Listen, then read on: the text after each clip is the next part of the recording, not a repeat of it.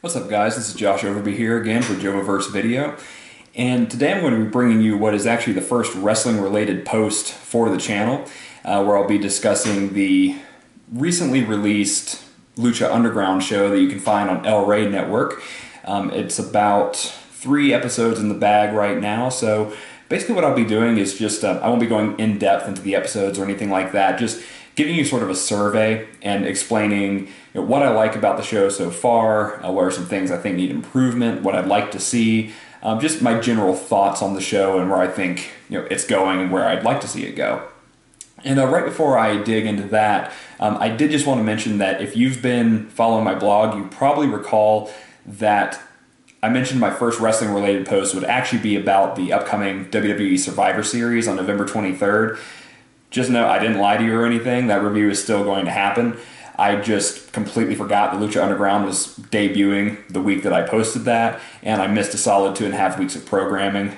So normally I'm more dutiful than that. I'll make sure not to drop the ball next time, but I'm caught up with Lucha Underground now. We'll go ahead and give you some of my thoughts, and that review for Survivor Series is still going to happen. So be sure to tune into that if you're interested. But anyway, digging right into Lucha Underground, so far I'm enjoying the show pretty well. I noticed from the first episode, and this was just confirmed really in the 2 that followed, that Lucha Underground really seems to have 2 main goals with their series, and that's really to introduce the Lucha Libre style of wrestling to U.S. audiences who may not be familiar with it, or who at the very least haven't seen it in quite a long time, especially since the close of WCW when their cruiserweight division displayed Lucha Libre quite prominently. The other is to sort of challenge some of our perceptions about what professional wrestling is and sort of how it's presented, and really sort of present it in more of a cinematic way as opposed to a sports way. So I'll talk about each one of those points and sort of some different subcategories that might fall under that. As far as introducing Lucha Libre to a wider U.S. audience, I think so far the show is doing a really good job of that. The commentary team in particular, which consists of some names you might be familiar with, former WWE performer and commentator Matt Stryker, as well as former WCW performer Vampiro, who's also done his fair share of stints in Mexico with a variety of promotions. They provide the commentary, and they did a really good job in the first episode really explaining some of the traditions behind Lucha Libre, explaining why the luchadors wear the masks, what it means to them. And so I think they did a really good job of introducing the cultural aspect of Lucha Libre, at least in sort of a survey type of fashion, just to give you an indication as to what Lucha Libre is. In addition to that, I do have to mention about the commentary team. I really like the way that they focus on the action in the ring. In mainstream American wrestling, we're used to quite the opposite, actually. WCW is plagued by this as well. But WWE commentators will sometimes almost treat the match as incidental, that they're really talking about other things, other issues that are going to come up later in the show, or about the WWE at large, as opposed to focusing on the action in the ring. Lucha Underground so far hasn't made that mistake. They are calling the action. They're all about telling the story that's being presented to us. So I really have to commend the commentary team for that. I like it pretty well so far. Another issue that relates to how Lucha Libre is being introduced to U.S. audiences is that while the Lucha Libre tradition and the Lucha Libre style of wrestling is certainly being presented to us, it's being presented within the context of sort of a format of rules that U.S. audiences will be very familiar with. Everything you're used to from rules from the major companies like WWE, you have when you're thrown outside the ring, you have to the count of 10 to get back in. When you're in a tag team match, you actually have to tag your partner before the partner can take your place. These rules aren't necessarily set in stone in the South American promotions that showcase Lucha Libre all the time. Sometimes they get to the count of 20. Sometimes tag matches, the person can just roll to the outside of the ring, and then the partner can take over. So they're introducing Lucha Libre really gradually, and it's more about just the performers and the performance aspect of Lucha Libre rather than following the Lucha Libre rulebook line for line, which, to be honest, I'm completely fine with. For me, rules are really nothing more than a framework for the wrestlers to go in and tell a compelling story. So as long as we can get these performers in the ring, they can tell that story within the confines of those rules, I'm completely fine with it. I don't really care if you have to the count of 10 or 20 to get back in the ring too much. It's really more about the story and how the framework allows you to tell a story. The other, of course, the biggest point actually about presenting Lucha Libre to the masses is about the in-ring product itself. And for the most part, I've been a huge fan of what I've seen so far. The presentation is crisp. A lot of the matches are thoroughly entertaining for different reasons. And I like a lot of the characters that are being introduced. Some of them will be familiar to you, and some are pretty much brand new. Some of the ones you may recognize include a wrestler by the name of Johnny Mundo, who actually just a few years ago went by the name John Morrison in WWE, Johnny Nitro before that. So he's back as one of the major stars and is looking great. Chavo Guerrero is back, and I'm really happy to see him. Obviously, this is a guy who would appeal to fans of WCW as well as WWE. But right now, I really like how, in at least some way, he's tied into 3 or 4 different storylines. Like all the major plot threads that are going on with Lucha Underground right now, Chavo is somehow involved or on the periphery of them. So it's great because he's never really had a chance to be one of those top tier talents in the other major promotions, even though he's been enjoying some mainstream television exposure for almost 20 years now. So it's good to see him playing more of a pivotal role. In addition to that, one wrestler who I'm growing quite fond of immediately, his character anyway, his name is Mil Muertes, excuse me. And though he may seem like a brand new wrestler, if you've been watching for a few years, you may actually remember him. He's a Puerto Rican wrestler by the name of Ricky Banderas. He starred on Wrestling Society X a few years back. He also wrestled in TNA under the ring name Judas Macias in the 2007 to 2008 time frame, where he feuded with Abyss. He's also wrestled in AAA in Mexico, so he's been around. He's been a major player in some different promotions, and so he's back. You can't keep Ricky Banderas away, but I've always liked him. I've liked the different characters. He always plays like dark, brooding characters, like monster-type characters, and Mil Muertes is exactly the same, just hulking sort of beast of a dude. So I'm happy to see Ricky Banderas back, and again, so far he's coming across as a total monster, total beast, so I really like how he's the monster heel of the company, and he's coming across really well. One other thing I do really like about the in-ring presentation is how, even though the traditional rules of Lucha Libre or some more of those idiosyncratic rules aren't really in effect, the performers have a way of sort of paying homage to some of those rules. For example, in the second episode, there was a tag team match with Johnny Mundo where he teamed up with basically somebody who Lucha Underground is trying to really sort of breed into their major breakout star. That's what it seems to be. He goes by the name Prince Puma. They formed a team together, and they finished their match with a sort of in stereo 450 splash. They both hit a 450 splash in pretty tight synchronization with or on their opponents, and the ref counted 3, and they were sort of both in a covering position. Now, that didn't have to be the case. There was definitely a legal man and an illegal man in the team, but in Lucha Libre, it's very common for them to have elimination-style tag matches, more common than it is here in the United States. So it was kind of, though it wasn't necessary for them both to go for the cover and for there to be a count that eliminated both performers, it still seemed like a nice tip of the hat to the Lucha Libre style. At least that's what I took it to mean. So that was really cool to see that. Speaking of Prince Puma, I'm turning into a pretty big fan of his, pretty much right off the rip. Even when he's not featured in a match, they're still playing vignettes of him, so it's obvious they want him to be at the forefront of your mind when you think of Lucha Underground. And he's just very exciting, very athletic, has a lot of intensity, very dynamic, and he actually reminds me a lot of a young Rey Mysterio Jr. Rey Mysterio is actually who sort of turned me on to the Lucha Libre style back in '96 when I saw him at the Great American Bash in WCW. And watching Prince Puma's match from the first episode, that actually sort of gave me that same feeling that I had when I saw Rey Mysterio almost 20 years ago. So that's probably about the nicest thing I can say about him. The one issue I do have with the in-ring work so far actually has to do with the booking of one of the female performers, who goes by the name Sexy Star. It's, first of all, that's not one of the greatest ring names I've ever heard of, but that's beside the point. Basically, they're building her to be sort of the warrior-spirited woman who will take on all comers, men, women, doesn't matter, and that's completely fine. But the story that the commentators are telling and the story that's actually playing out in the ring are sort of incongruent. They're just not telling the same story. The commentators are really sort of making it seem like she's just falling shy of victory, in particular in her debut match against Son of Havoc. They made it seem like, he had to pull the tights to win. Obviously, that's sort of a spoiler. She lost the match. That Son of Havoc had to pull the tights to win. That she was very tenacious, constantly bringing the fight to him.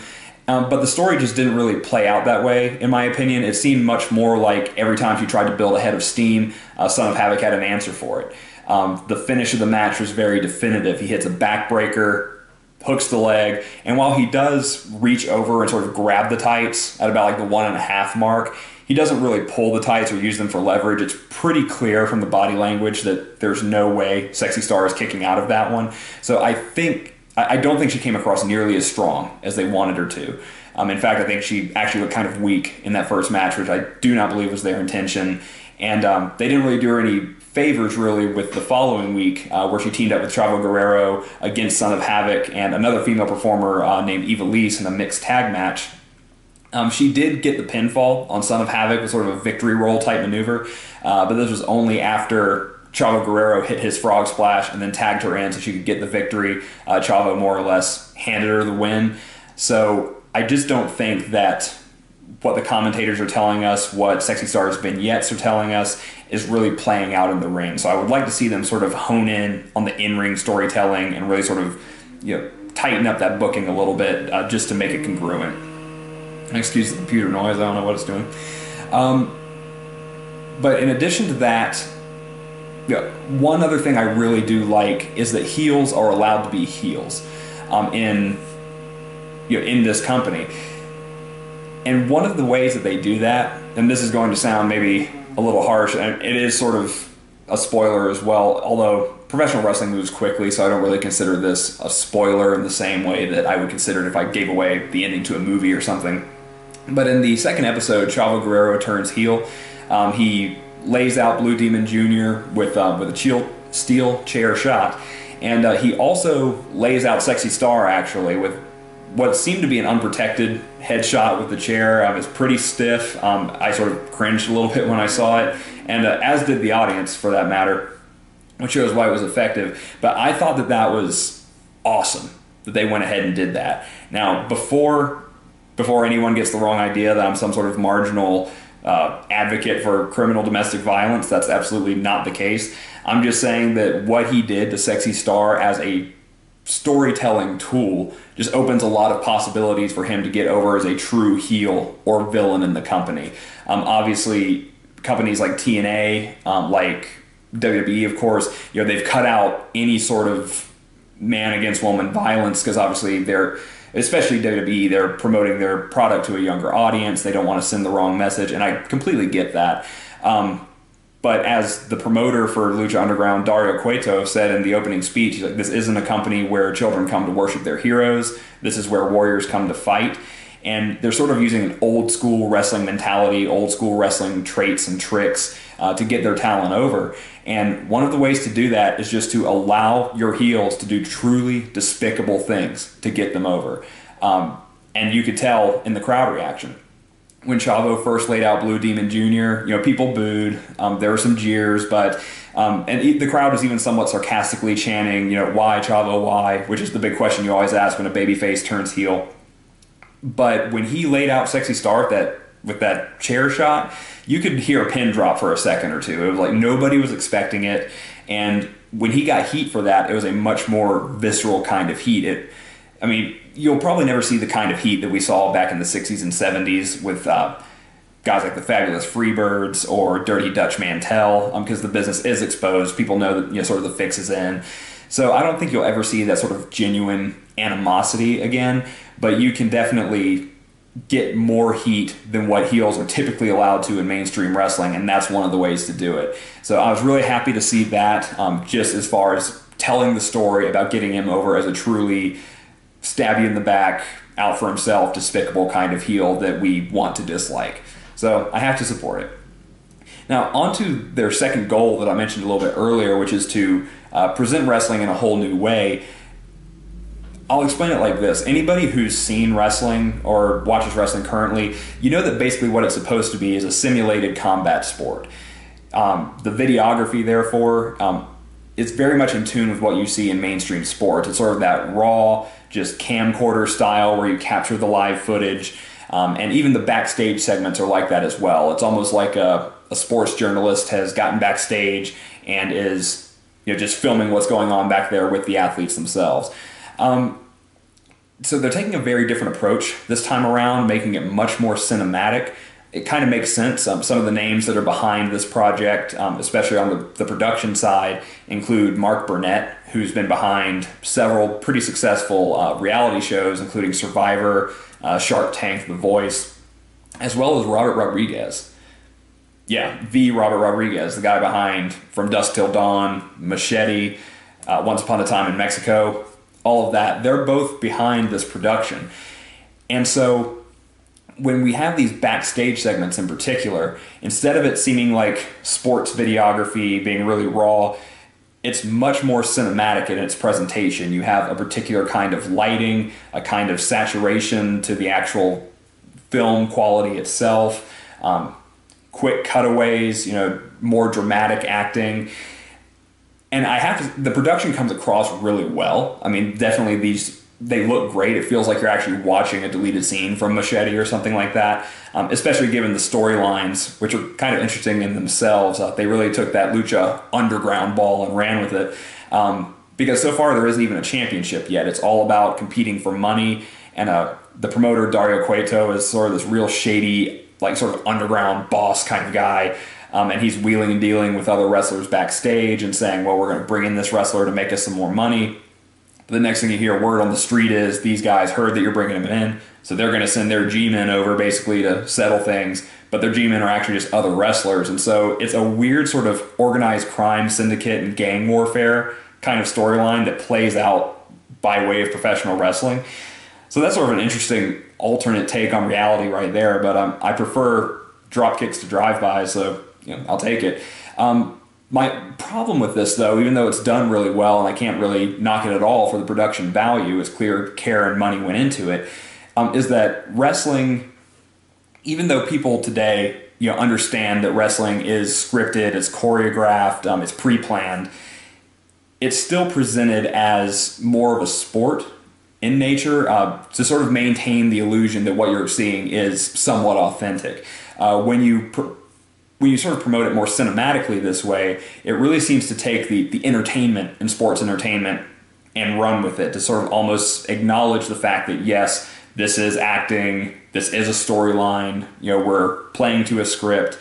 And if this Lucha Underground is meant to be sort of a one-off experiment of somehow bridging the world of television drama with professional wrestling, then I think they can sort of carve a niche for themselves with this and actually get some longevity out of it. Because by this third episode, I'm starting to get into it. I'm really getting used to their style, but I'm identifying it as the Lucha Underground style. What worries me is if this is perceived as the natural evolution of professional wrestling and its presentation, given that so many people understand the nature of the business a little bit more now, or at least know that it's not a genuine combat sport or a genuine athletic contest.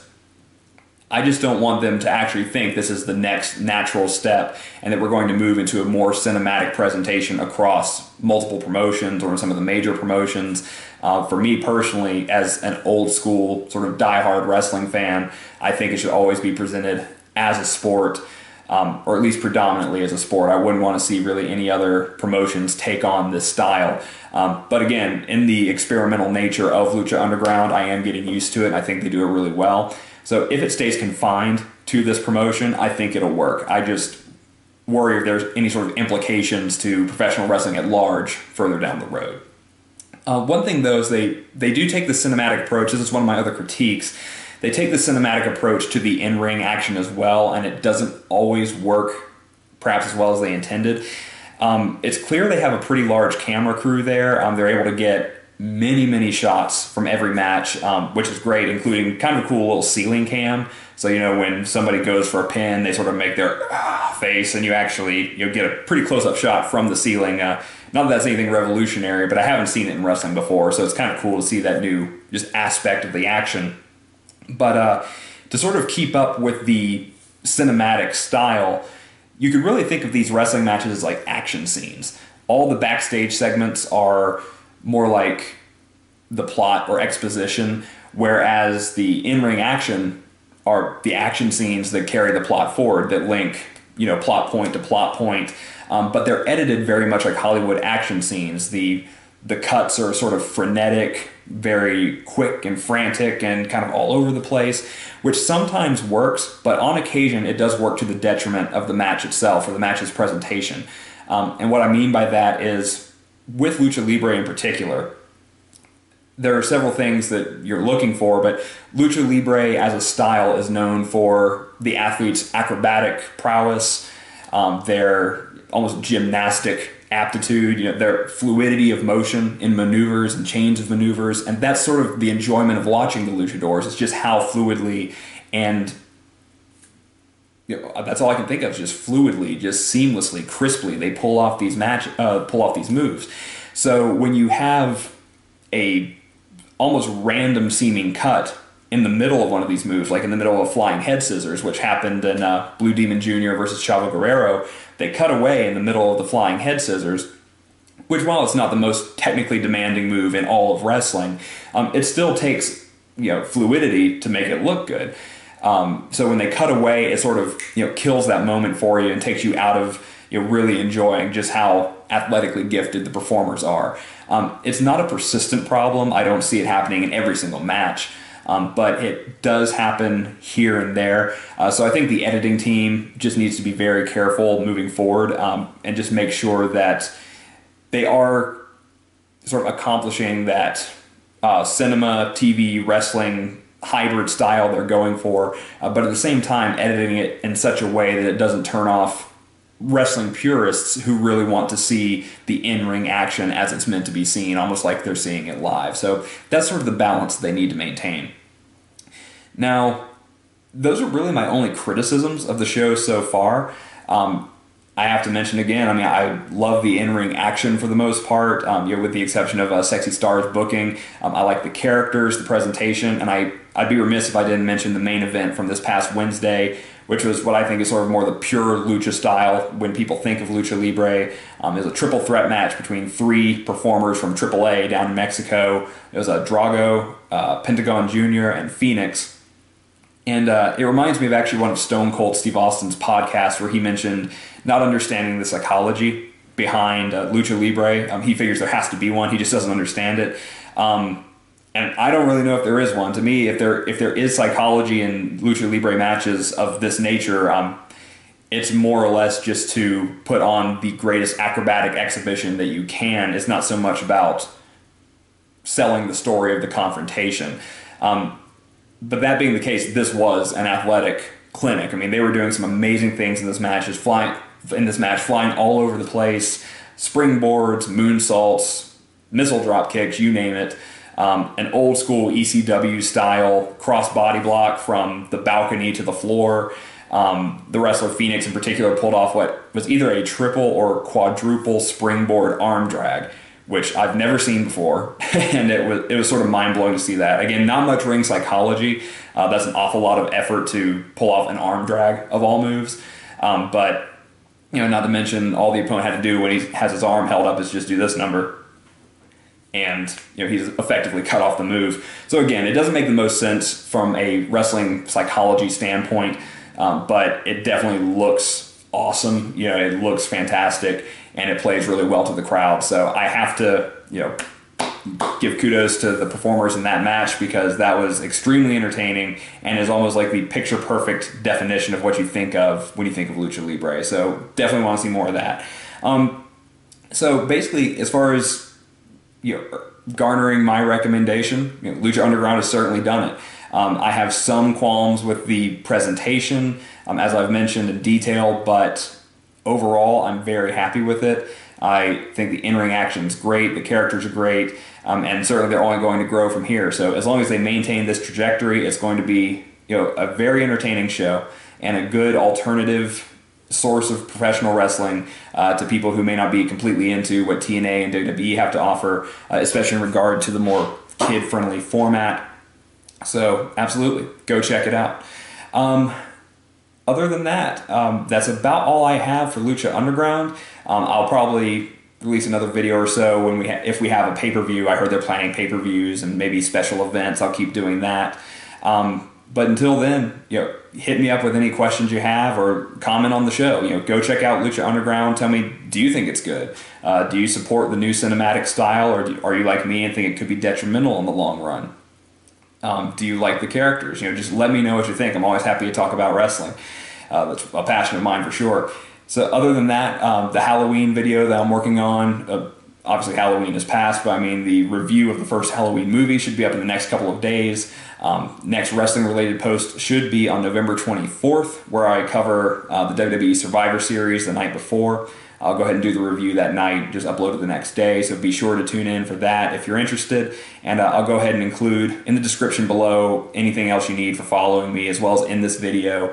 You can follow my blog at jovaverse.blogspot.com, or follow me on Twitter at JoshuaOverby1 for any updates you may be interested in.